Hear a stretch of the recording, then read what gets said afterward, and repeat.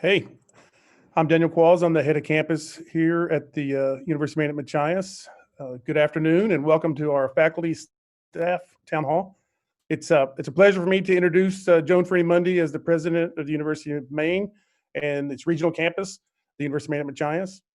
Her distinguished career has included work in mathematics education and research administration with over 100 publications and national recognitions for her academic work. And then prior to joining us here at the University of Maine, University of Maine at Mcginnis, she served as the chief operating officers of the National Science Foundation, and she's starting her third year as president. She's not only student-centric, but she's been a strong advocate for faculty and staff as well. So we appreciate you coming, Joan, and leading this town hall for us today. Thanks so much, Dan. Good afternoon, everybody. Hope you're all doing well. This medium, as we're all getting used to it, is a little unnerving because you can't really tell what the audience is or who the audience is, but I know you're out there.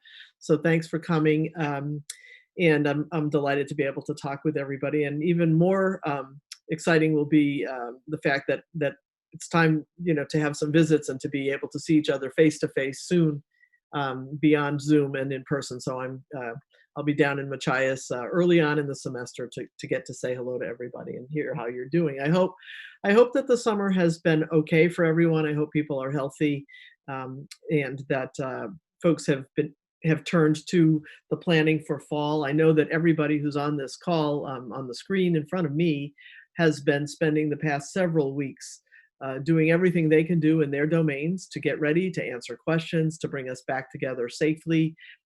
And fortunately, because we are in the state of Maine, and in particular for Mcginnis, things are going pretty well statewide as you compare us to other states. And then in Washington County, things are going quite well as you compare to other counties in Maine.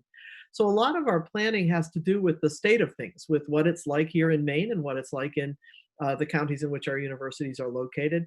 It's an interplay between work that the system is doing and that the individual universities and campuses are doing to situate themselves within their own settings. So we'll hear a lot more through this call, but I do want to be clear, we won't be able to answer every question that you have. I know that. So what we'll be doing is keeping track of your questions, putting them together into Q&As and getting back to you as we go.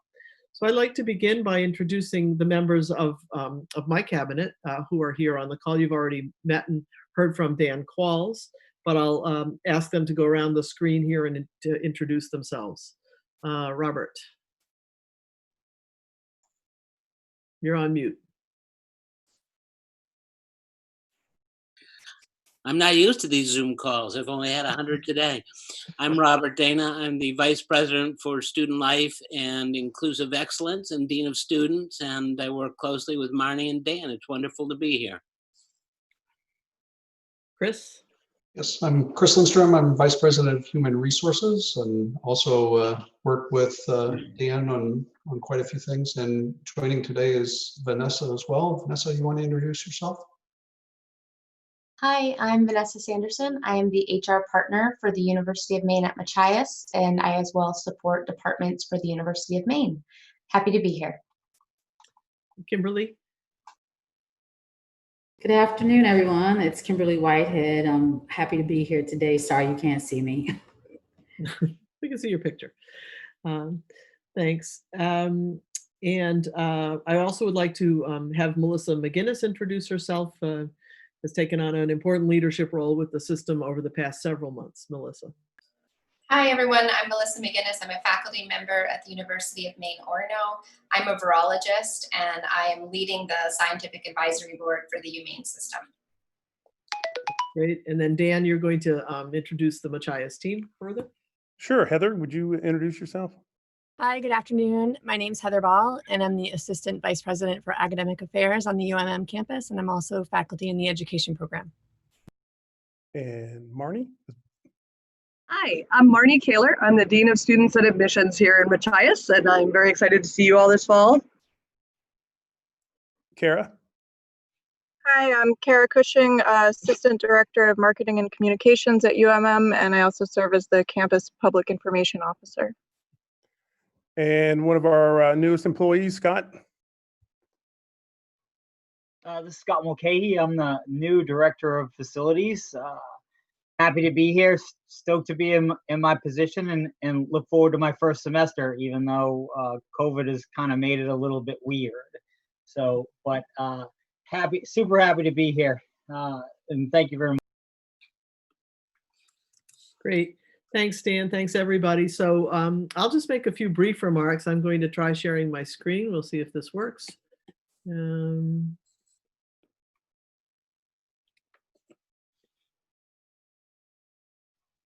Okay, can you see it?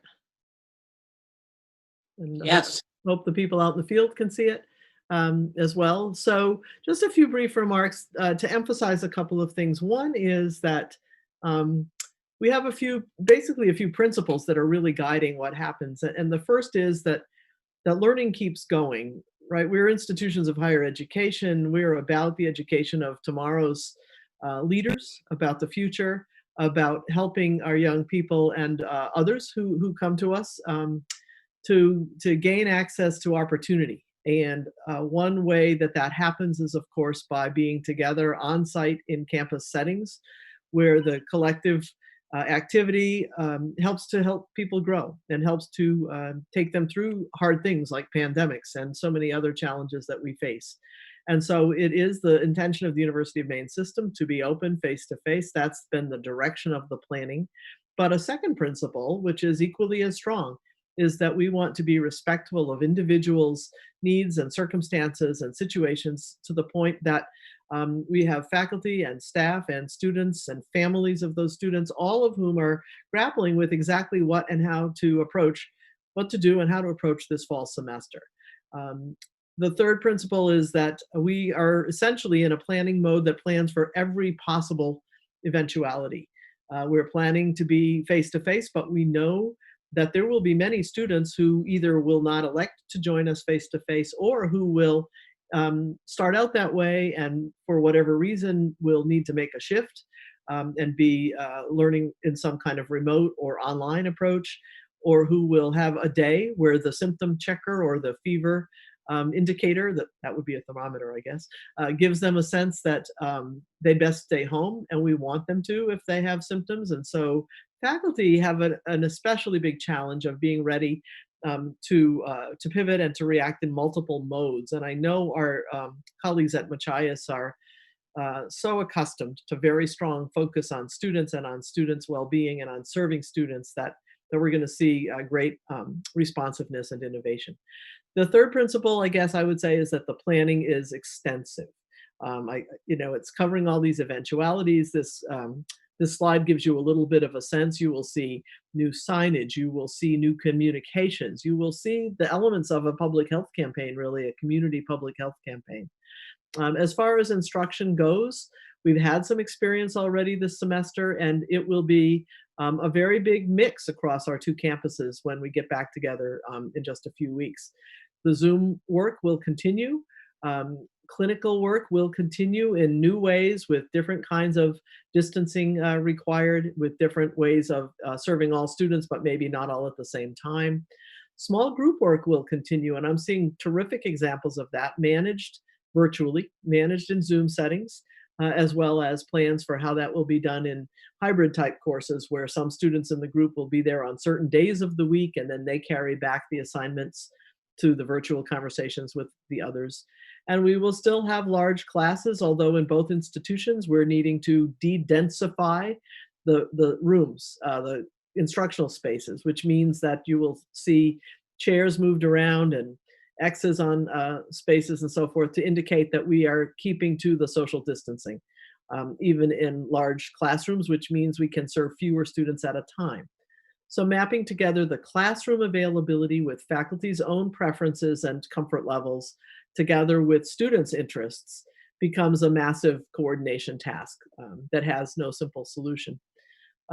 Slightly off topic, but not entirely. I gave a talk to the Board of Trustees a couple of weeks ago that was focused on learning, because I feel that we're having this great conversation about teaching and learning and wanting to bring to the foreground of that the learning piece with these few principles that I think, at least when I was able to do a lot of teaching, these always guided me. This notion that Humans are actively constructing information that we build on what we had and then adjust by bringing new knowledge into that sphere. Culture is specifically important to learning, needs to be taken into account. Metacognition is important, and of course motivation is important. And in the end, what we're all about, and this is mostly, I suppose, to faculty, is we're about helping the students learn.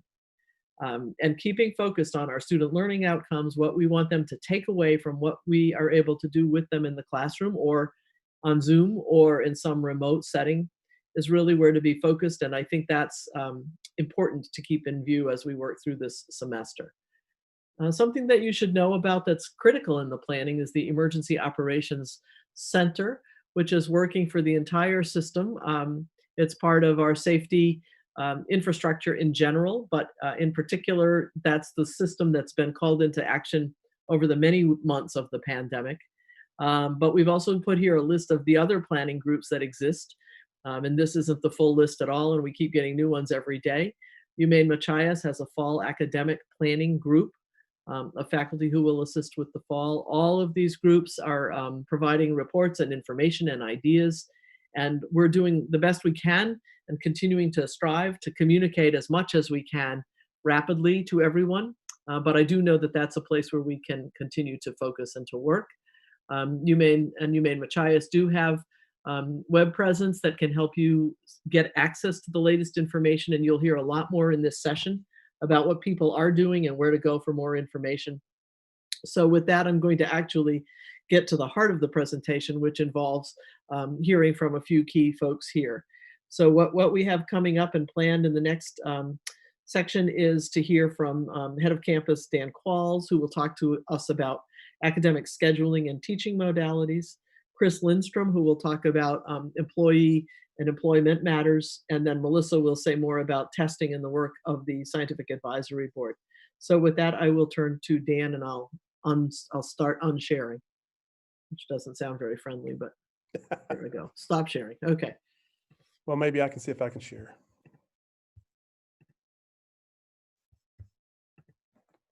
So with academic planning, I think most of you are either aware of what's been happening because you've been involved, or you've attended some open meetings that we've had over the summer.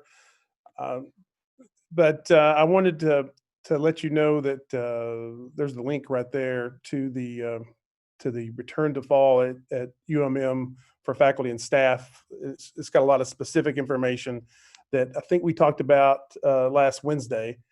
And also for fall planning, we really tried to do increased options for students in terms of modalities, which I'll talk about here in a minute. We've tried to have smaller numbers per class, and Scott Mulcahy and I went with Bernie Vanzani yesterday to the Book Art Studio to see how Bernie plans on situating students in a normally could be a tight space, and Bernie's done a great job in spreading students out and really thinking about how to make a hands-on class like working with printing press and all that happen in the fall. And then I think most of you know, but I've heard recently that students were not aware that after Thanksgiving we're switching all online, and I was a little surprised that students didn't know that, but we'll just keep telling them. And then also we do your division chairs have been asking you to submit the work that you've been doing, faculty and full-time faculty and adjuncts for a stipend. How have you been planning on coming up with innovative ways to teach in a flexible way, transitioning to Brightspace and all that? I will say that I'm teaching a class this summer utilizing Brightspace, and I did it with no training. So, but I'm not bragging because I haven't figured out yet how to use the Dropbox. So I'm using the tip of the iceberg. But I thought the grade book was a lot easier than Blackboard, and so far it's been really, I've enjoyed working with Brightspace. And so, and as you guys know, as soon as we start the fall, we immediately start planning for the spring. Anyway, in general, that's when we start coming up with our spring schedule. But this time we're going to have to include the pandemic when we do our spring planning. And at the system, the actual calendar is starting to shape up. We're going to start a week late. What about spring break? And all those questions are being worked on right now. And I think they're coming up. I think it's going to be pretty. Joan may be able to add some more to this later, but I think it's starting to shape up.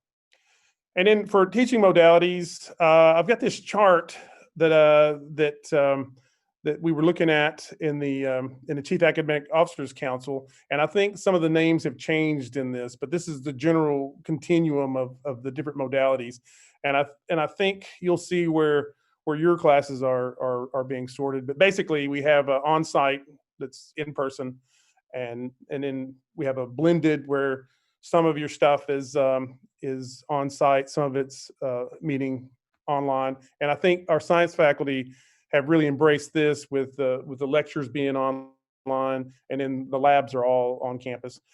Online low residency, where it's mostly online and they meet a few times throughout the semester, and then we've got online synchronous, and then online asynchronous, and then the Cadillac of teaching modalities is the high flex, and that's where students have the option to go from online to on campus to synchronous to asynchronous. And I know that several of our programs have utilized this over the years. The business program has utilized this. Some psychology and community studies classes have had high flex.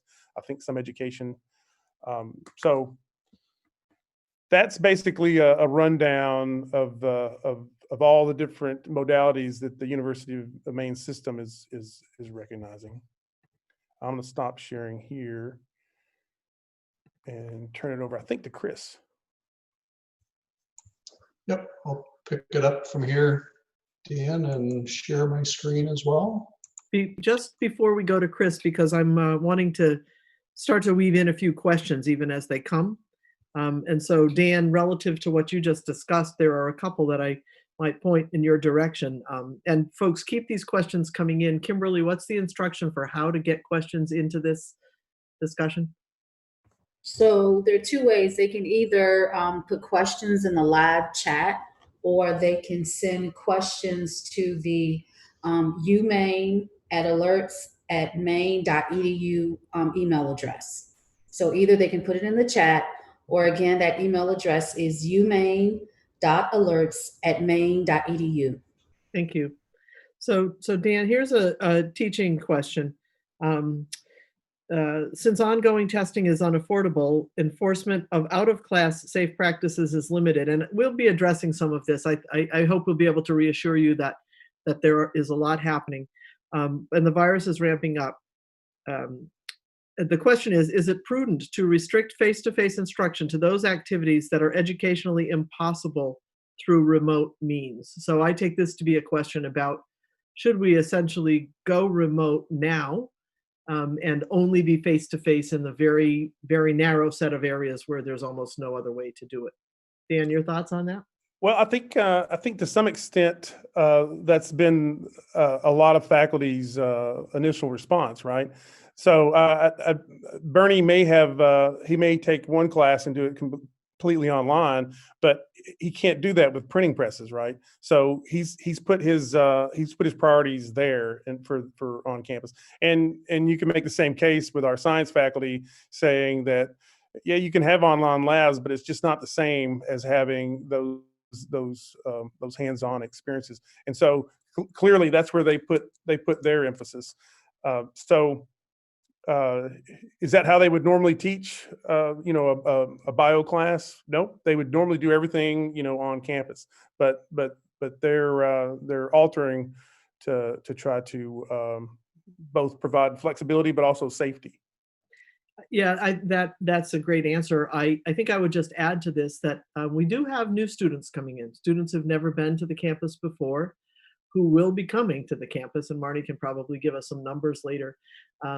And so I know that there are so many considerations that a faculty member needs to take into view when they try to figure out what's going to work for them. But what also needs to be in that mix, of course, is what will work for your students. And if there's a way to provide what we've been calling in some discussions, even some sort of enrichment, even if you are teaching your first year courses online, but if there are some ways for there to be occasional on-campus face-to-face office hours or get-togethers or small group, all within the civil guidelines, I encourage faculty to be their usual creative selves, to recognize that students will be here, and we are committed to trying to offer them as much of an on-site experience as we can figure out how to do safely and keeping all of everyone's needs in mind. I think I'll go right now to Chris, who was getting ready to start, but keep an eye on the questions, folks, because we'll come back to those. Chris. Sure.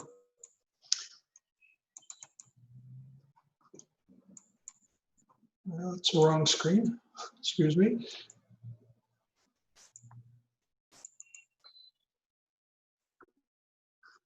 Great. I'm hoping that you can see the Together for Maine at the top. All right, thank you. So I want to just point to a couple of things as part of my comments here.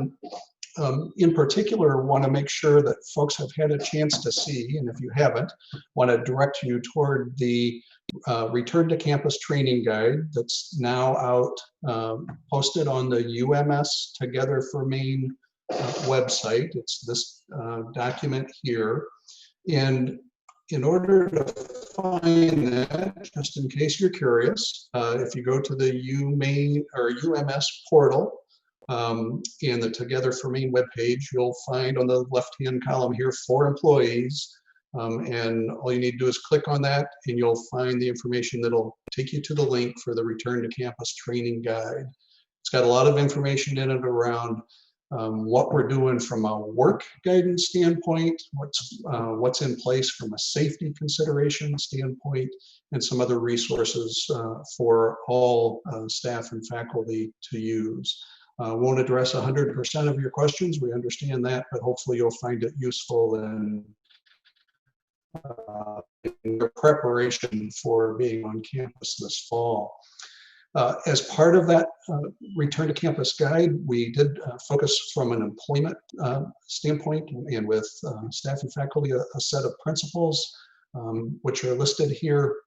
And to build on President Ferrini-Mundy's comment, we are focused on trying to provide, we're all across the system, right? We're residential campuses, so we're focused on trying to provide that on-campus experience that so many of our students are looking for, yet obviously being mindful of providing as safe a working environment as we can.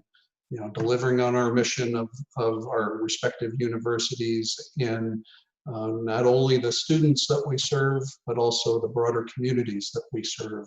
And so striking that balance and weighing all those considerations is critical. As was shared by Dan and others along the way, we're delivering our academic offerings in a variety of ways and unique ways this year with a lot of creativity from faculty and others. And key is attending, and again, the president kind of hinted at this as well, it's tending to the needs of both individual needs of staff and faculty, and also just their preferences about how work gets done in the coming months. By allowing flexibility in things like work schedules and work locations, and by adjusting some of our typical policies as they pertain to things like benefits and other items, so that they align with the realities that we're facing.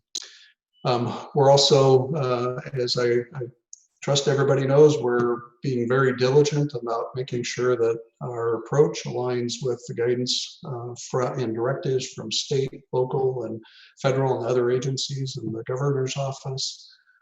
And then also, as we take one step forward, we're also continuing to look further forward in terms of trying to anticipate what else do we need to adjust in our workplace guidance and adjust swiftly if and when conditions should change, or if some of those state or local or federal guidance elements change.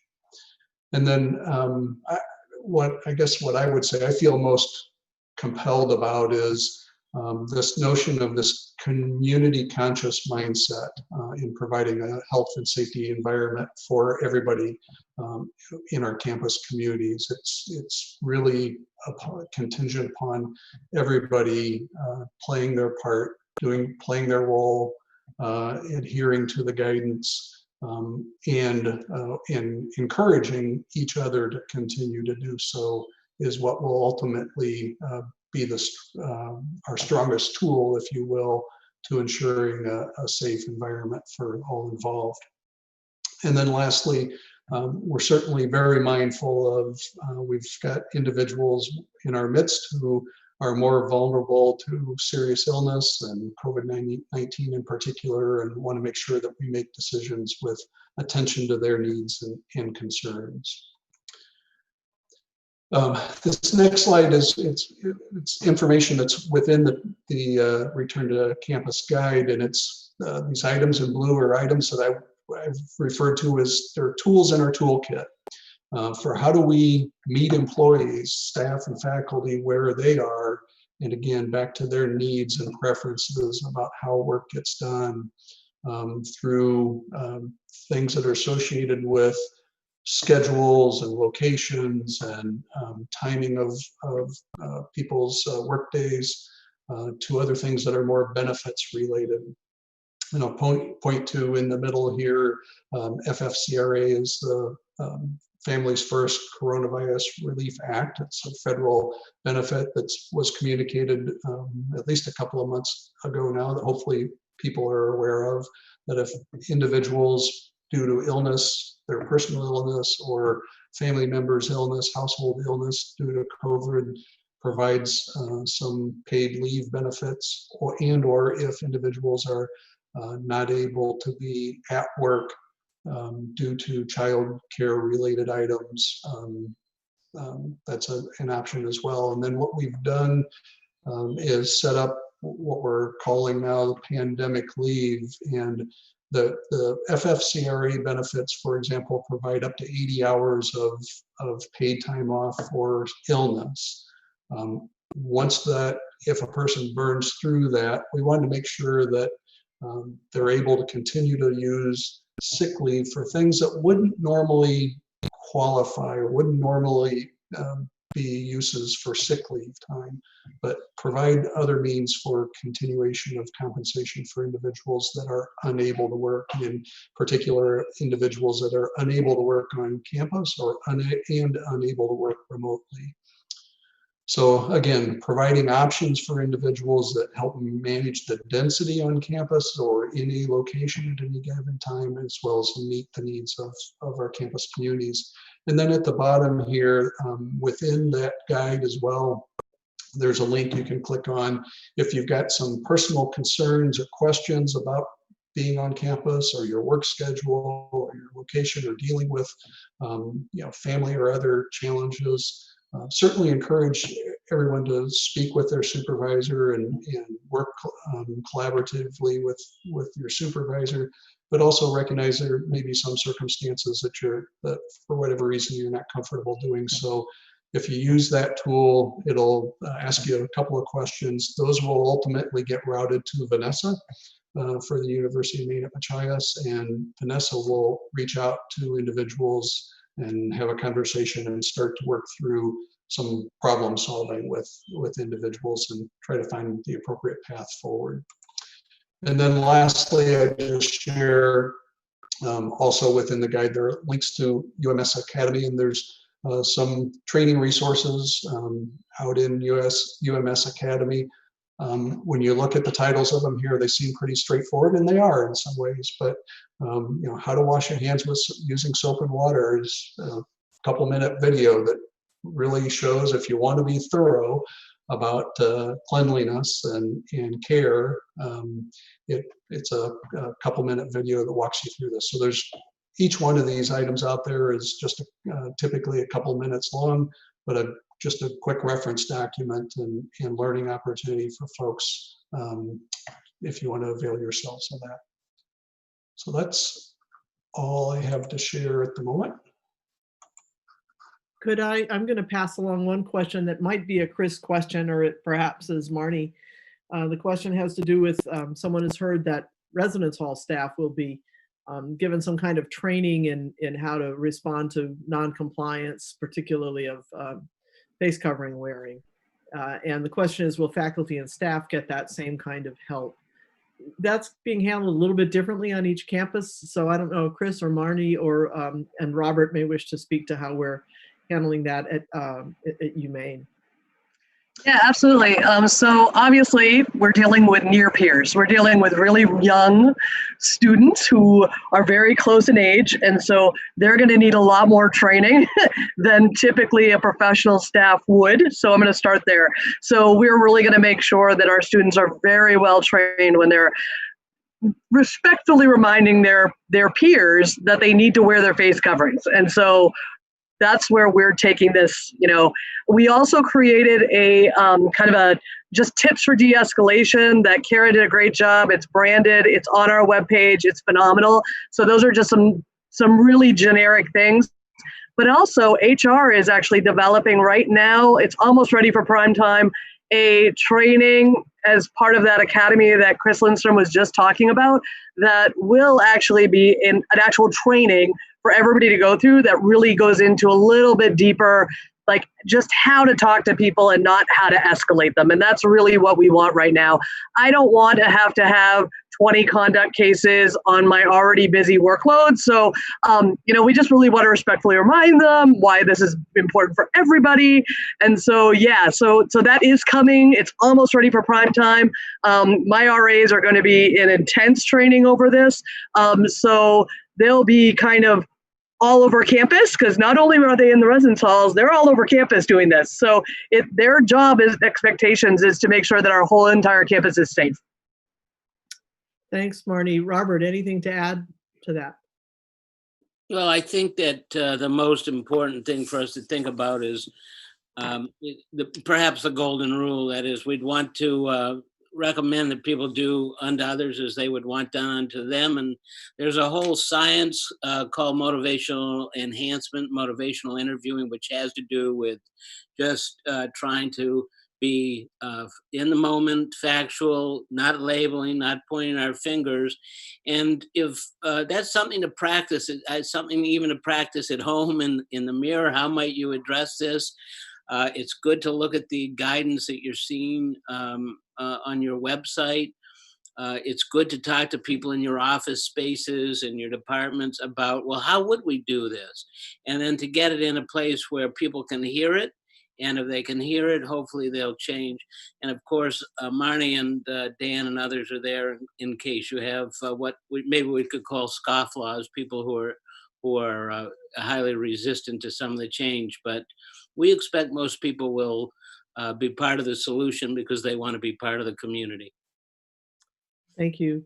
I'm going to turn now to Melissa Mcginnis, who is the lead scientist for our scientific advisory board for the system. And I think she'll tell you a bit about the work of the Scientific Advisory Board, which is wide. It spans a wide territory. But I know from the questions that there's intense interest around testing and community health and safety. And Melissa's scanning those too, I know. So Melissa, let's hear from you, and then we'll jump into a few of the testing questions. Sure.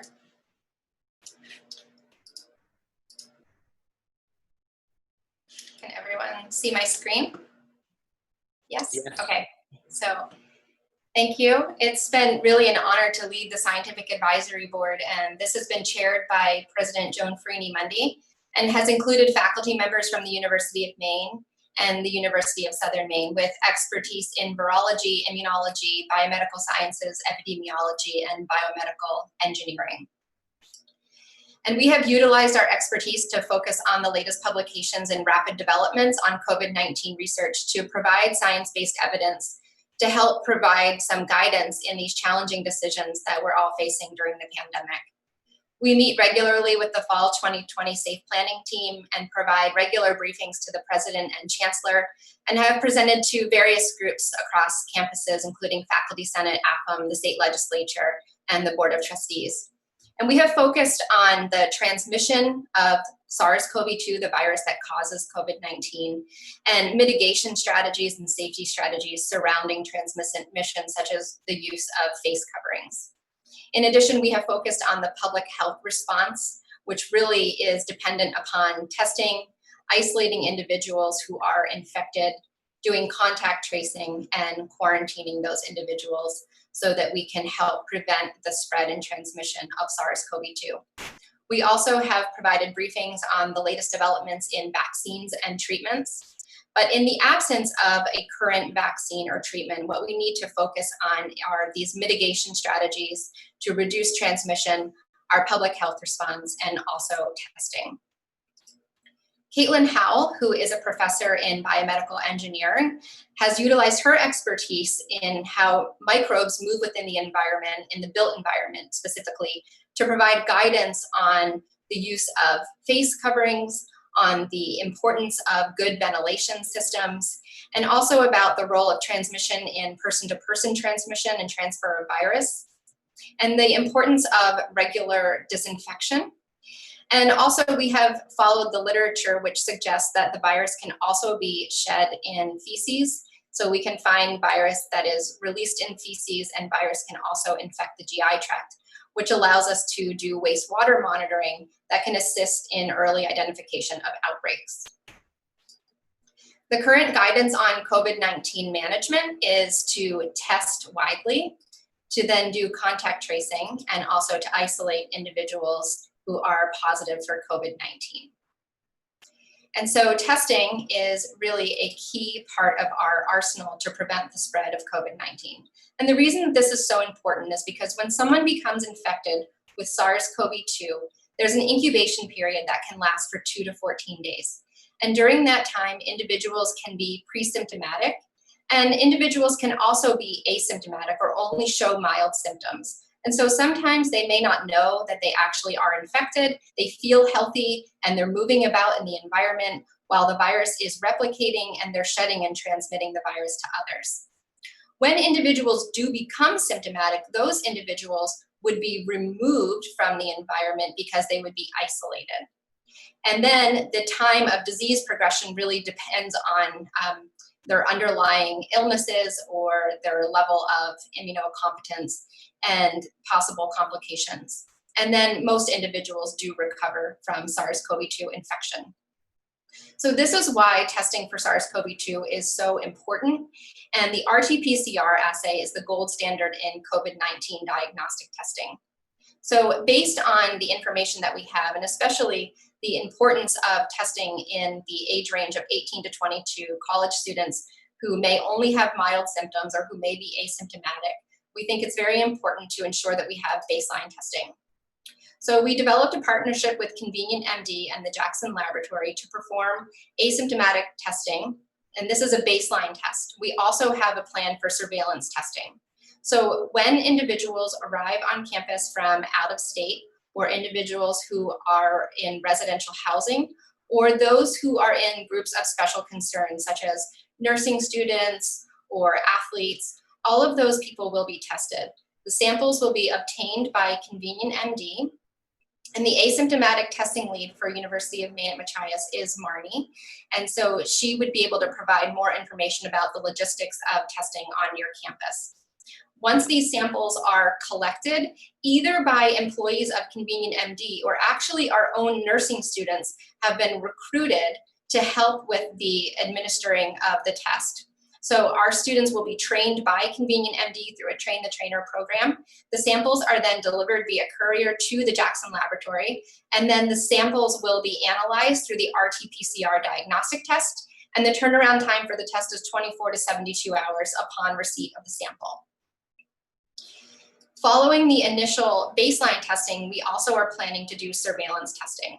And the surveillance testing takes into account a number of factors, including tracking the community prevalence, mathematical modeling that we are performing in collaboration with professors at the University of Maine and the Jackson Laboratory, and our initial results from the individual surveillance that we receive on the baseline testing. So taking all of these factors into consideration, we are now currently working on a plan for the surveillance testing for all campuses. So now I will turn it back over to President Ferrini-Mundy. Thanks, Melissa. And I'm going to turn to a few of the questions that have started to come up, and Melissa and or others may be best positioned to answer them. There is one that I think you actually answered, Melissa. The person said they'd like some justification of the decision to engage in just one round of non-universal testing for students, given that they may contract the virus at some point during the semester. So the question was, it seems like too low a level of testing. But what I heard you say is this is our baseline, and that we begin with this. And then we're using that baseline information as well as modeling, as well as the tracking and community prevalence and other factors to actually make plans for how we will do the periodic surveillance testing. Is there more to say about that? I think those plans aren't finalized, of course, because they will depend upon what we see, and they will vary by campus, as I understand it as well, right? Yeah, exactly. So the plans will vary by campus, and in part it will be based on the community prevalence in the surrounding communities for each campus. It'll also be based on the initial data we get from the baseline testing. And some campuses also, we will be doing wastewater testing. That may not be possible on the University of Maine Machias campus. In some cases, it may be more cost effective to just retest individuals than it is to do the wastewater testing. And so those are all factors that we are taking into consideration. But we agree that the initial baseline testing is not enough, and there will be surveillance testing. What the plan is for surveillance testing is currently being worked out, but there will be follow-up testing, and then there will be either surveillance or sentinel testing that will occur throughout the semester. And explain the difference between surveillance and sentinel testing. So sentinel testing would be taking some representative individuals, let's say 2 people from the floor of a dormitory, and then testing those individuals as a representative sample of that particular floor of the dormitory. And surveillance testing could be done in a different way, which might be like wastewater testing or through random type of testing. Is that where you might also do pooled samples, aggregated samples? So pooled samples are really a great idea. We have spoken with many different testing partners as we developed these contractual relationships over the summer. And individuals were not actually doing pooled samples because it wasn't approved by the FDA. So we didn't want to do a test that was not FDA approved. And just recently, pooled samples have become approved by the FDA. In this case, you can only pool 4 samples together. But our current testing partners are not doing pooled samples, but everyone is definitely working toward that because they realize that this will allow for more broad-based testing as well as cost savings. And so it's something that we are thinking about as well. We also are looking into long-term approaches for testing. So we're thinking about ways in which we can set up our own testing facilities on the University of Maine campus that may allow us to do more robust testing and also have additional cost savings. Great. And there is a question about capacity of the healthcare system in the area of the university. Are the local hospitals preparing? How are they preparing? Do they have the latest treatments? And are there adequate numbers of ventilators? Would students be moved around the state, say to Bangor? So a lot of really good questions about, is our healthcare system ready? And I don't know, I don't have Jake on the phone because he sometimes it has been very engaged with local healthcare operations near all of our universities. But Marnie or Robert maybe can jump in on that one. Yeah, we've been working really closely. As a lot of you know, Jordan Porter, who is our staff nurse, he also works in the private practice right down the street. He has a great connection with the hospital. They have been talking about this. They have been prepping for this.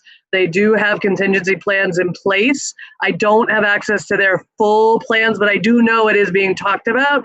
Just as much as we're talking about bringing students back safely, they're talking about what happens if there is an outbreak. And so I believe that they're doing the best they can. We're with a bunch of unknowns. I'm just very grateful that we have Jordan. Jordan also is a faculty member for the University of Maine. And so he has a lot of connections throughout the state with a lot of different resources to ensure that people get the best help that they can. He is also going to be doing the symptomatic testing at his local, at his private practice, as well as doing on campus as well. So if there is anybody that is showing any symptoms, we do have that in place as well to catch these students and faculty, possibly as early as possible. I would There's I would add to that Yeah, Dan. that we have our emergency management committee. That meeting is coming up, I think, in a week or two. I have to check my schedule, and it's the first time we met since we left in March. And when we met with them in March, they were concerned about Washington County being prepared. That was March, so I'll have more to report back about all the sheriff, the police department, the fire department, the hospital. We'll have more to report back after we meet with that emergency management committee, which Kara and I think Scott and Marnie will be on that as well. And I think it's a very safe assumption that there's good planning going on. This is a national, international matter, and so people are really rising to the occasion here, and it'll be great to hear what comes of that meeting, because I'm sure that people will be reassured by the level of planning. There are some very practical questions. I'm going to put Heather on the spot with one. It's an academic question. So the last day for COVID testing is August 31. I'm assuming that's coming from the Machias plan, which means that a student could miss up to 3 days of classes before receiving the test results. So that 3 days, we are hoping it's going to be less than that. But the question is, so the student comes in, gets tested on that day, which is the first day of classes. They need to stay out of the way until their test result comes, so they could miss a couple of days of classes. How will instructors know? Well, the question goes in one way. One question I would have is, are instructors preparing for that? Right? Do people know that if you're teaching face-to-face, you may still have students who can't make it to the first day or the first couple, but that's one question. And then how will instructors know that students arriving to their class actually have a negative COVID-19 test? And that may be more of a Marnie question. So Heather, I don't know if you want to take the faculty question a bit. Sure, thank you. Yes. And I will toss the second half to Marnie, thank you. I had a great conversation yesterday with a faculty member who has already begun reaching out to students in their courses for fall and having great conversations. I think it's imperative that we begin reaching out early. It's a great time now, we're past August 1st, and letting students know our plan. And our faculty know that we are expected to, although be teaching primarily in one modality, to have preparations, which may include the audio, the video, the preparation and sharing of PowerPoint slides or lecture notes, whatever the case may be. I think we're going to need to be very proactive this year, in particular for our face-to-face or hybrid or low residency, the courses that have some synchronous interaction in person, and even those that may have synchronous interaction online if a student is unwell and can't attend like we are on Zoom. So I think our faculty are very well aware of that. They've been asking terrific questions. They've been looking to one another for strategies. What are you doing and what are you doing and how are we going to do this together? So I think the key is going to be making those connections early. And there may be some students who are not checking their email until the last minute, but with that testing date being August 31st, we've got plenty of support folks on campus too who are also regularly reaching out to students. So as the time draws closer, I believe we'll really have a good communication system going. Hope that helps. Yes, thank you. Very good. Yeah, and so for the testing aspect, so the 31st is the last test. So we're really encouraging students to do the test on the 27th, but we do realize that there are going to be students who miss it. And so we're really encouraging them to, number one, really make sure you prep and, go do one of the 2 prior dates. That is your last chance that you can do this without having to do it on your own. So this is kind of like, go time. So that's number one. The other thing is we're working on the lists now of registered students and what their address are. And so number one, all those students who are in distance programs, they won't need to be part of this cohort. The students who have an outside address but also have a local address are going to be contacted. They're going to see what their plans are for testing. Have they been out of the state of Maine? How does this work? All of the residents will be tested. They all know the deadline. They know the dates. So resident students are a little bit easier. The challenge does come with these students who could have left Maine, but we're encouraging them that these are the guidelines set by the state. And so we're really just trying to emphasize that as much as possible. Is it possible that somebody could slip through? Yes, and there's no other way around this. We can't, this is not the type of thing that we can really give people scarlet letters. And so we have to be a little bit understanding and take them for what they're saying. That I've been working really closely with a family from New York who they're really excited. They literally bought an RV. They're going to be spending 2 weeks camping prior to the move-in date. And I was like, that is great. And you still need to be tested. So it's, it's one of these things that we're working. And I have had so many parents, so many students contact me, and I've been reiterating to them that if you want to go to the first day of class, you have to be tested prior to that. So. Okay, thank you. I mean, obviously, it's going to be constant problem solving as we go, addressing these in individual cases. There is a question about what happens if a student tests positive. Will their classmates and teachers be tested and required to self-quarantine to 10 to 14 days? So this is a question about how the contact tracing and notifications will work. I'm not sure who wants to take that, Robert or Melissa or Marnie, I'm sure. There's also a piece of information provided, I'll just throw that in here, that the Machias Hospital has 4 to 5 isolation rooms, no ICU and no ventilators.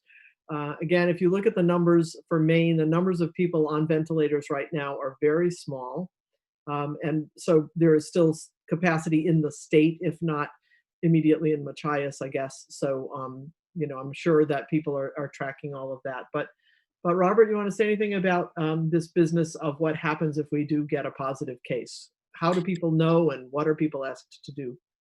Yes, if there is a positive case, the student, if it's a student, will be asked to isolate, will be isolated and quarantined. Their contact tracing will occur right away, both immediately from the campus and then from the CDC. Coincident with that, the Emergency Operations Center there, probably coming from Marnie or Dan, will notify the facilities folks and the faculty member that if the student had been in a classroom, that the classroom will have to be evacuated for cleaning, and other suitable approaches will need to happen. And if other students or faculty or staff are exposed to the person who does test positive, they will also then be encouraged to be tested and seek quarantine. But the messaging to the faculty will likely come from the Chief Academic Officer. Thanks, Robert.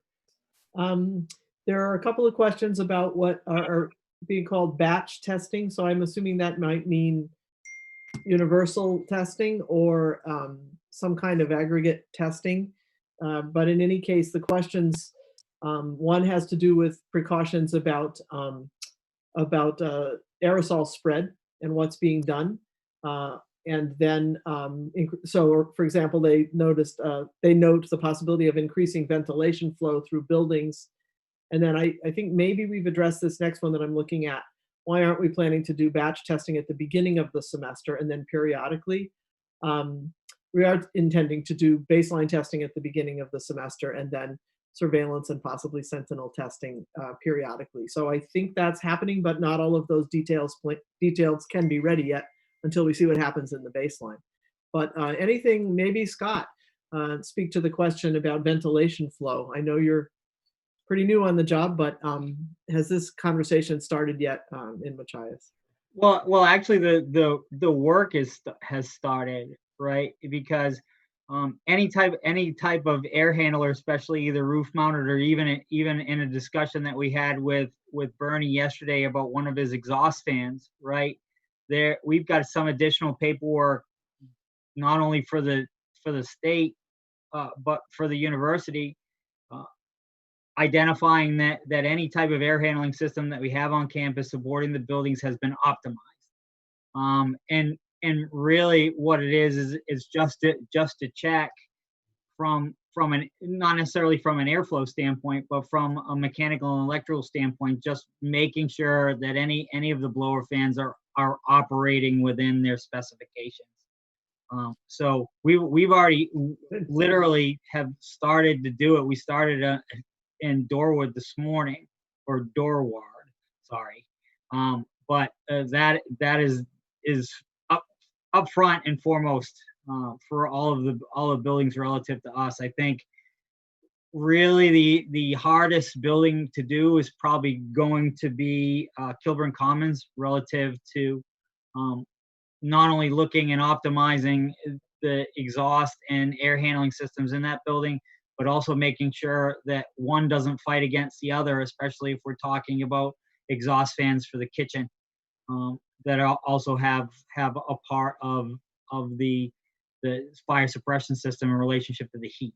So right now we haven't gotten into Kilburn Commons, but that in my mind is, from an analysis standpoint, will probably be the hardest, but not insurmountable. Right. Well, great to hear it's underway. And again, that's the kind of information I'm sure people find reassuring and helpful, and can ask you more questions as they come.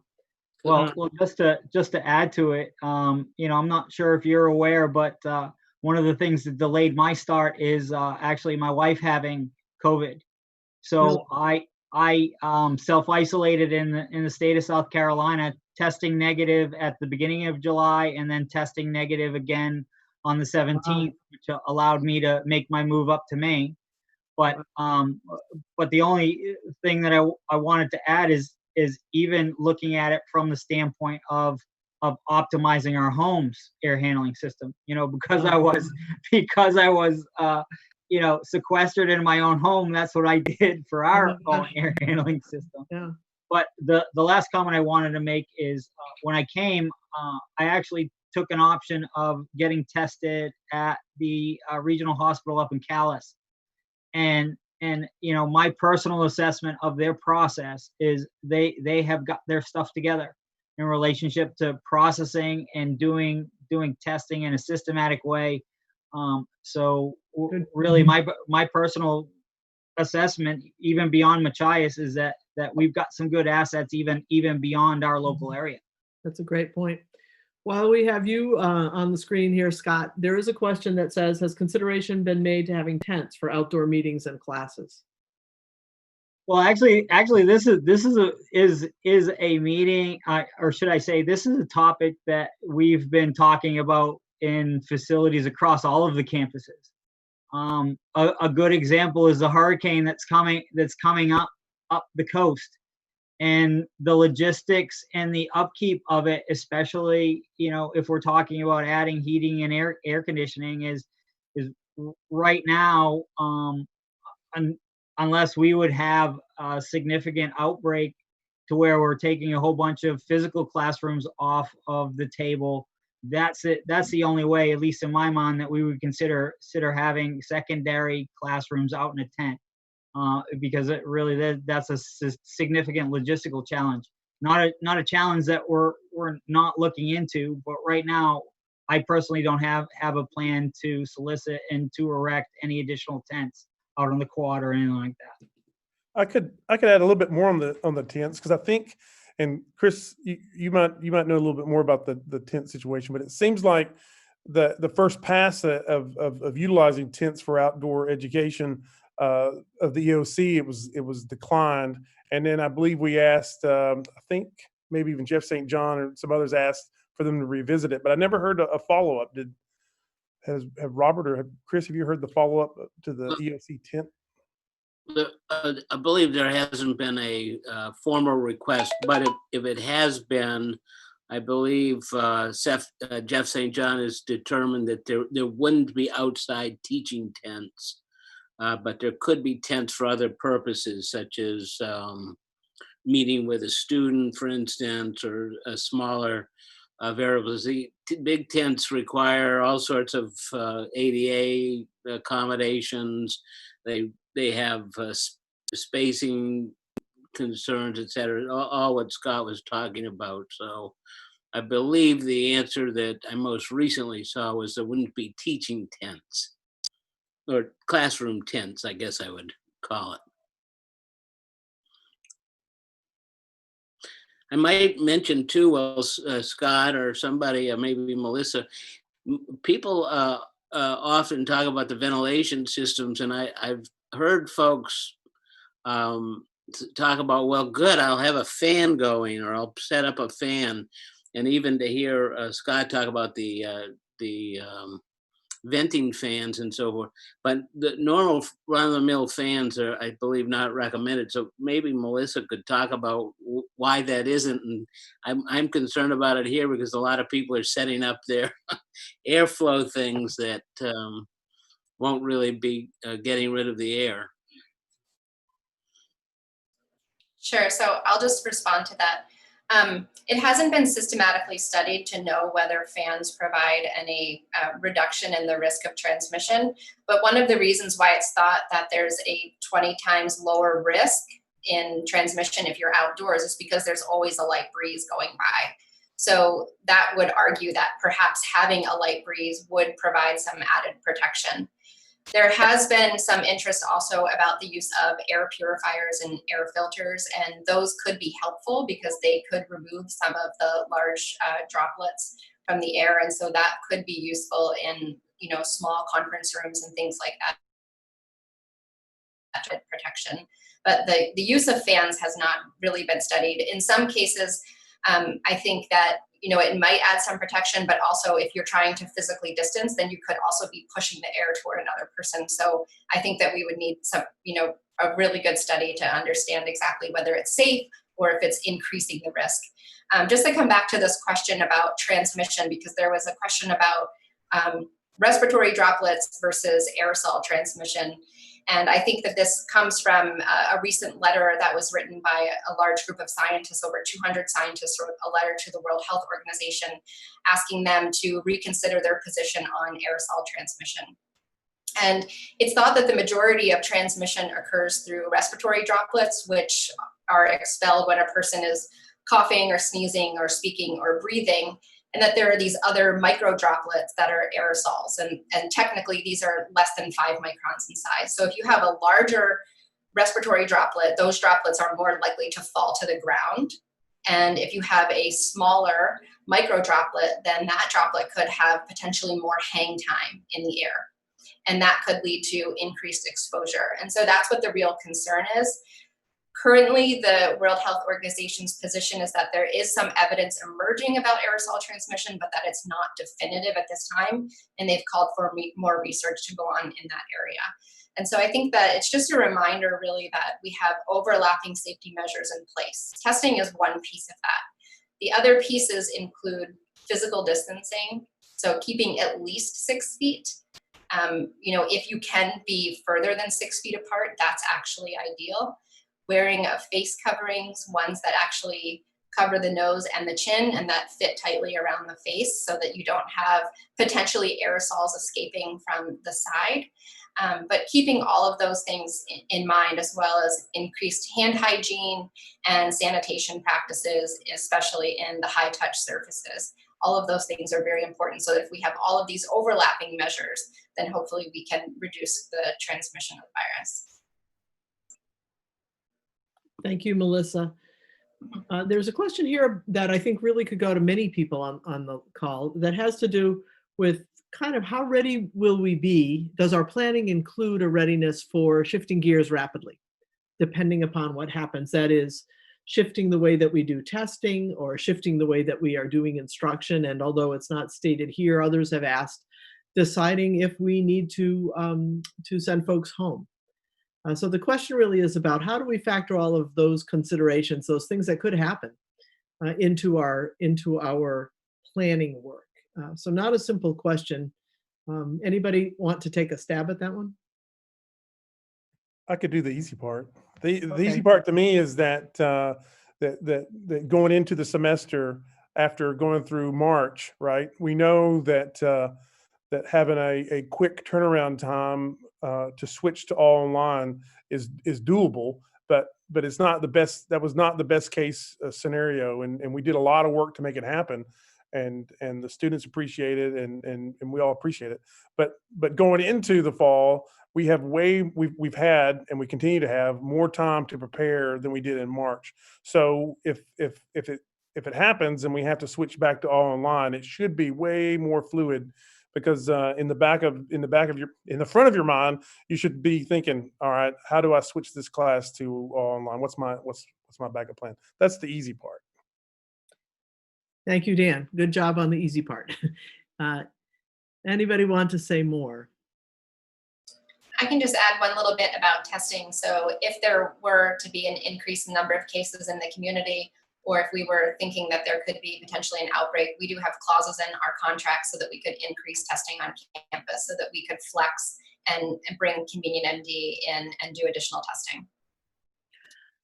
And I think that the whole question of whether we continue as planned, or if we have to pivot and change, has a lot to do with our carrying capacity. You know, can the local medical establishment tolerate the number of cases that they're dealing with? Can the resident staff, can the dining staff, is the testing capacity up to speed? So that's why you have up front this huge campaign to keep the whole ship moving forward, so that you don't overwhelm the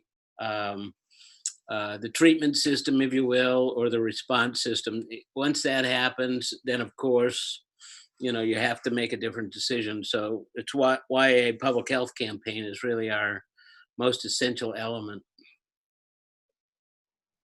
There's a related question that asks if we're actually going to be considering Machias specifically, as opposed to the entire county, and the potential of a very high caseload per 10,000 people, let's say, in a place like Machias, that would be in some sense much more diluted if you looked at the entire Washington County. Melissa, I'm assuming that the modeling work has the potential to be that fine-grained, right? To look at a radius around the university that could be quite small eventually. It definitely does. So the modeling that the Jackson Labs has developed is very sophisticated, and we can actually put in the case numbers per 1,000 people. So we could base that on the reported numbers for the county or in a particular area. And I think another thing that's really important to pay attention to is that where are the cases coming from? So if those cases are occurring because people are traveling from out of state and they're coming in and being tested, then that may not actually be evidence of community transmission. If those cases are occurring in healthcare facilities, long-term care facilities, those types of things, that's what we would want to be paying attention to. Okay, good. Here's another instructional question for Dan. Will the labs be open, and will in-person assisting on classwork be possible? Yeah, the labs are open, and what we've done is we've limited the size of the students in the labs, which I believe is 6. And so, what do you do with a class of 12, right? I think Scott's saying 7, and I think they were going to try to reconfigure it to get to use more students, to get more students in the lab. But anyways, what they're going to do is have 2 labs up at the same time, where the class is split up into different labs, and so they're spread out, yes, but they're in different rooms. But the instructor and a TA are gonna help with that. And then the other part. So we're working with our student success coordinator for our tutors to do tutoring using Zoom, the Zoom whiteboard, and all the features that we've learned about Zoom over the summer. So we're gonna have our tutors actually are gonna start working on that training. So yes to both of those. Great, thank you. Melissa, did you see a question that's specifically addressed to you here on contact transmission? Oh, sorry.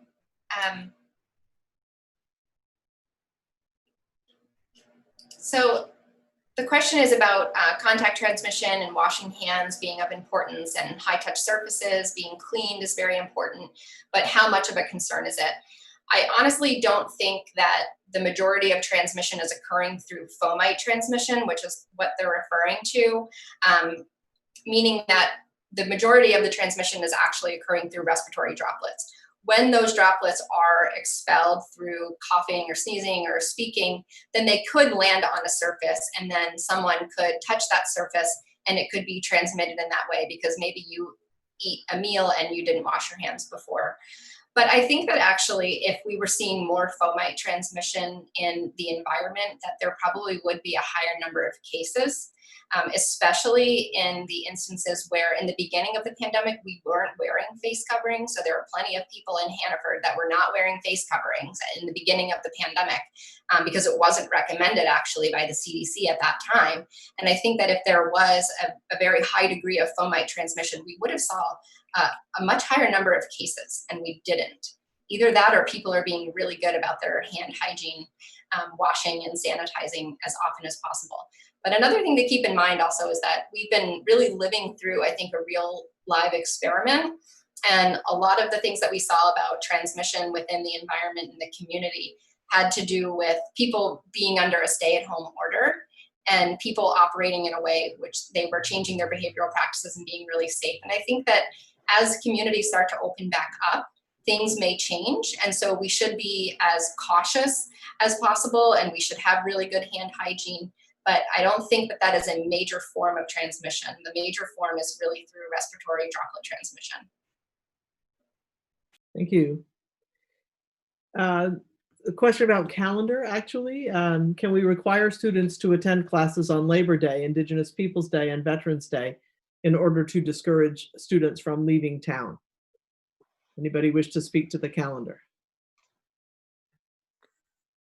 This question came up, has come up a couple of times, and maybe Vanessa might want to grab this one because that's where I went to, where it's you can't take away somebody's cultural holiday. I mean, Vanessa, do you want to take that one? It's my understanding that the calendar is set through the system. So if we were to change the calendar, then that request would probably need to go through a couple levels of approvals. Chris, do you want to jump in on that? So there are contractual implications, and then I think just as important as the contractual implications is exactly what Dan referred to is, these are holidays that have meaning for significant meaning for parts of our populations, and I think the intent at this point is to honor those holidays for those reasons. And I would see as a separate question the business of encouraging people to stay local. That is something we can do and should be doing, and offering opportunities, but not requiring participation on those days. That's where that has landed. Question about under what circumstances would it be necessary for all students in a class to quarantine for 2 weeks, thereby immediately requiring a shift to remote learning? Again, it's quite likely that if a person is conducting a face-to-face class at any time, there may be some students who are wishing to participate remotely, even if just for a day or two, or maybe full-time. I don't know what your numbers are looking like yet, and Marnie can probably tell us a bit more. So it would seem to me that the need to be ready to pivot to remote is going to be in place just based on the way things are unfolding right now. And so, yes, I suppose if there were a case in a class and then everyone were asked to quarantine or be in isolation, there would be the need to be ready to go to remote. But my take on this is that we should probably be pretty ready, at least for those students in the very beginning who will need that kind of approach. I don't Just know. add another point of clarification about quarantining. So if an individual tests positive for COVID-19, then their close contacts need to quarantine. And a close contact is defined as someone who has been within 6 feet for 15 minutes or more. So if you just walked by the person and everybody was wearing a face covering, then you're not technically a close contact. If you were having a close conversation or maybe sitting right next to them in a laboratory class, then that would be considered a close contact if it was for greater than 15 minutes and within 6 feet. Okay. So that it could happen. And I believe our faculty are in some sense preparing for that one way or another anyhow. And one thing I just wanted to add to that is that, we have put in extra safeguards that are really going to help us a lot. We are very, very fortunate that we had the luxury to have space to have singles. That's going to be a huge help for us. It's already made it easier for us with testing. The other campuses are really struggling with what to do with roommates. We won't have that, which is kind of nice. And also it will eliminate, because this 15-minute, that's going to really help us to manage some things in a different kind of way that some of the other campuses are struggling with. So in some ways, our sample size has put us in a really good spot for some of these things. And so that's kind of the positive aspect that I'd really like us to remember.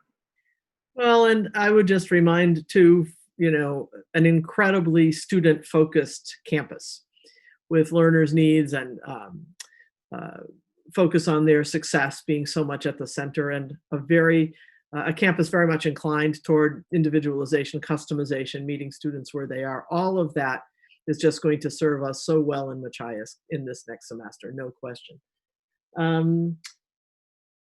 Let's see. There are some questions about temperature checks. What is the protocol if upon a temperature check to enter a building, the individual has an elevated temperature? Who should be notified and what are the next steps? And I guess this is probably tied to whatever the symptom tracker app might be as well. Marnie, do you want to take a stab? Yeah, we're still trying to figure out the details of this one ourselves. So this one we don't have as formulated as we would like. We will have an app that is coming out. It will be available. It's through the system. It is a tracker app. It will track a lot of different things. The contract is being negotiated right now, so this will help us with a lot of contact tracing and a lot of different things. We will have temperature checks in the isolation and the quarantine wing. There'll be temperature checks twice a day. The students will take them themselves. They'll be recording these. Jordan Porter will be actively involved with any student that is in either of these situations. I'll be actively involved. We are also potentially doing some temperature tracking before they go into the Reynolds Center. We're still trying to figure out those details right now. So that's kind of where we're working on. That's the only building that I know of as of today. Okay, great. Thank you. Question also from Arnie. Even though we are offering the singles, what about the fact that students will share bathrooms? Yeah, correct. We are going to be upping the cleaning cycle for those bathrooms. We're going to have more cleaning. Students are going to need to wear a mask still while they try. They're going to need to wear the mask as much as possible. We are not going to make them wear the mask when they brush their teeth or taking a shower. We don't waterboarding, so we're going to try and avoid that. But it is we don't have singles here. We're not a campus that every single room is going to have a single. However, because of going to singles, that means that less students, we're going to have a max of 12 students per bathroom. That is a much smaller number than any of the other campuses. And that's something that we can definitely tout as, you're right, there's going to be shared bathroom usage, but they're going to be cleaned more and there's less of them than there normally would be. Okay. And we are closing in on the end of our session. I've got one more question and then I'll ask folks to kind of go around and make any last statements or comments that they'd like to make. What is the procedure after an outbreak has been identified within the university? What specific circumstances will trigger a new round of universal testing or a move to all online instruction? We've touched on some of this. Who will be involved in interviewing people for contact tracing? I know we've answered that. That will involve some campus specific, but then CDC-based contact tracers. And then how will the community be informed? So, I'll start to go through these. What is the procedure after an outbreak has been identified within the university? Again, I think Robert touched on this when he said this would be contextualized within the carrying capacity of the institution itself. What constitutes an outbreak at UMaine might look very different than what constitutes an outbreak at Machias. How will we make sense of that? It will depend upon where the cases emerge, what the people have been doing, and what kind of travel they've had, and many other factors, I'm sure. And so, again, the procedure will really be the sort of thing we've been doing all along: get as much data together as we possibly can, look at civil guidance, look at national trends and national examples, and then make a case-by-case decision about what needs to be done, which might include additional testing, which might include certain buildings being closed for cleaning, might include certain classes being moved to remote. It seems to me there are many different approaches that will vary depending upon what the circumstance is. So I've been asked multiple times, well, how many cases do you have to have until you decide to close? Obviously, there's a lot more to consider than that. And so hopefully we'll all be able to put our heads together with each situation and make a good decision. I talked about the interviewing, and then how will university community and Maine CDC be informed? Robert, can you help perhaps with the Maine CDC part? Or maybe both, Yes. if you have a... Yes, anytime there's a positive test, Convenient MD will notify Maine CDC and a campus contact as well. And then the Maine CDC will be the agent in charge, if you will. So they have a direct relationship to the testers. Great. And then as far as community notification, we're looking at how that is done in ways that, of course, protect individual privacy, that align with required notifications, and also that are consistent with the way the state is reporting. And as far as I know, the details of that are not yet fully finalized. Melissa or Robert may know. I'll just quickly speak to it as Melissa thinks about it, but exactly right. When you have a small community, that could be a residence hall in Orono, or residence hall in Machias, or a classroom. HIPAA requires privacy protections. And so campuses may well be looking at aggregate reporting. Of course, faculty will ultimately end up knowing, as will other students, because they'll contact tracers will be in touch. So it's going to be a porous system. But the thing I would say in any community is that we dignify people, we show them respect and care, and that when we hear about cases or we think cases might be happening, is that we talk to somebody in charge, but that we try not to panic, and we trust the resources around us. Yeah, I can just add a little bit to that. So the Maine CDC defines an outbreak as 3 related cases, so that those individuals would have had to have some interaction, not 3 unrelated cases. And also, I think, the question about when would the university close down, each university has isolation units as well as quarantine units, and the numbers of those are different on each campus. So that's also another factor. All of the testing agencies are required by law to report any COVID-19 positive tests to the Maine CDC. So those would definitely get reported. They would also be reported to the individual and also to the university. And when they're reported to the university, the emergency operations committees would be informed, the incident commanders, as well as the presidents of the universities.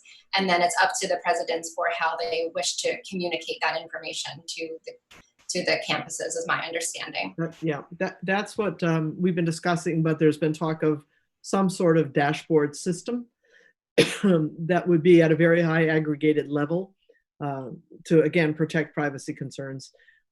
That might be a system-wide, for example, kind of situation. So all being worked out, but the questions are outstanding because obviously people are thinking about the things that we all need to be thinking about. Let's do a quick round. Last words from anybody who's been online and hasn't had enough chance or has some additional points they'd like to make. I'll use my screen, which is probably different from others. Vanessa, anything you'd like to offer as we wrap up? Yeah, I would have to say that for anyone that has concerns or challenges personally surrounding their employment going into the fall, or concerns around that, to reach out to me directly or work with their supervisors. We have lots of resources and options available to accommodate and provide support during this time. So don't hesitate to reach out to ask questions about those resources. Thank you very much. Scott. Yeah, actually, this has been my first one. I'm just thankful that I was able to contribute as much as I was able to at this point. But really, you know, if I could just speak on the team in general, to include the students that are currently on campus, the overwhelming majority are willing to do tasks, even anything down to painting bike racks. But what happens is they are happily helping out, even helping me identify things like screens that need to be replaced. So I'm thankful for the help that I'm getting for the entire team here in Machias. Great, thank you and welcome. Thank you. Kara. I just want to remind everybody to continue checking the machias.edu/return website for questions and answers. I'll likely be adding some of the answers that we got today to those FAQs. And I would also encourage everyone to make sure that they have updated their contact information with the emergency alert system, which you can sign up for at machias.edu/emergency. That's all.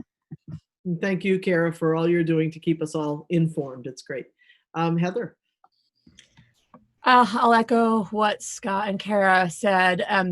In some ways, I think communication is going to be really key moving forward. So I encourage students, faculty, staff, anyone who has a question or a concern at any time to communicate. Division chairs, Dan, I'm sure. We're here to help and we're here to answer questions, and we've got your back to the extent that we can. And if we can't, then we'll reach out and we'll find the answers that you need.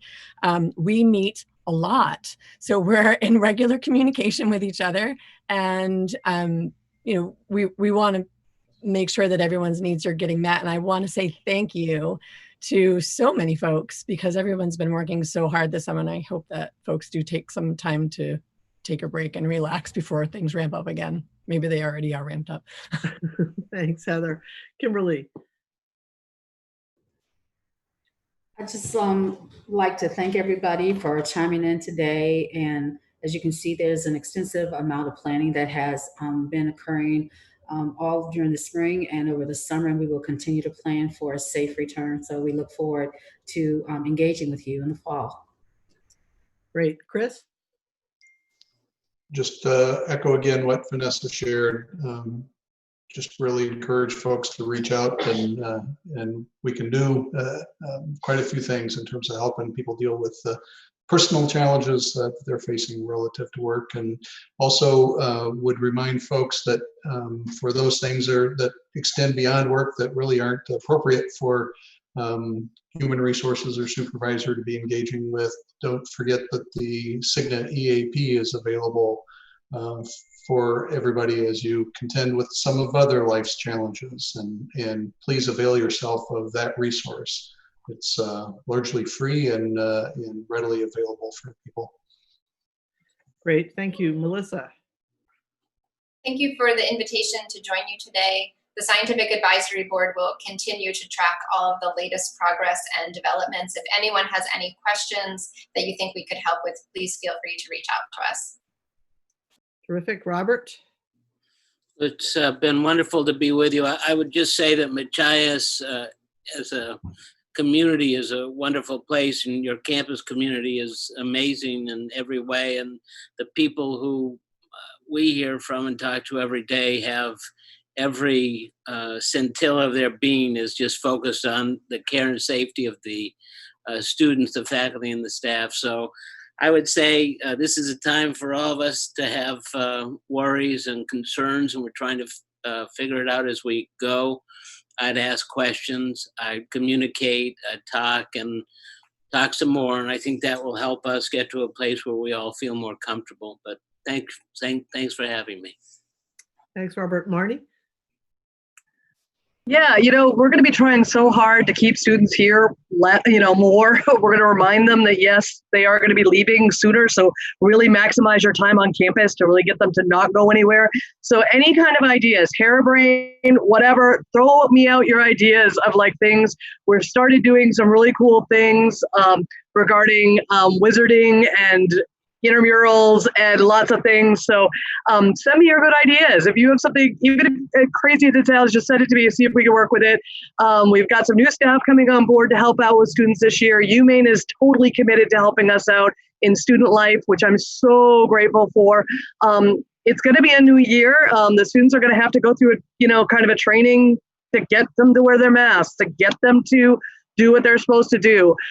But yeah, make sure that we all are there and being aware of where students are at, because some of these students aren't doing well with this. And so just be kind and comparing to each other and to our students.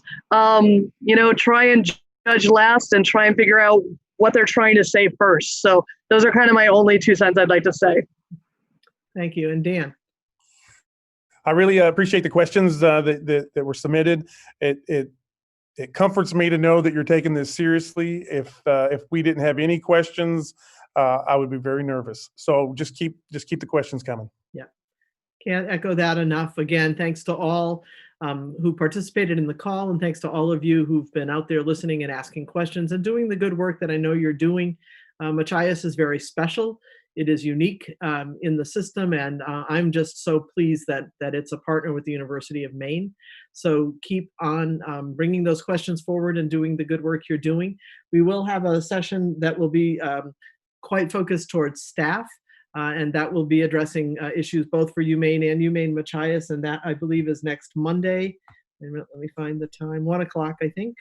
Yes, 1 o'clock p.m. 1 o'clock, so watch for notice about that as well. There's a lot of material online. Keep the questions coming, and thank you again to all. Have a good evening.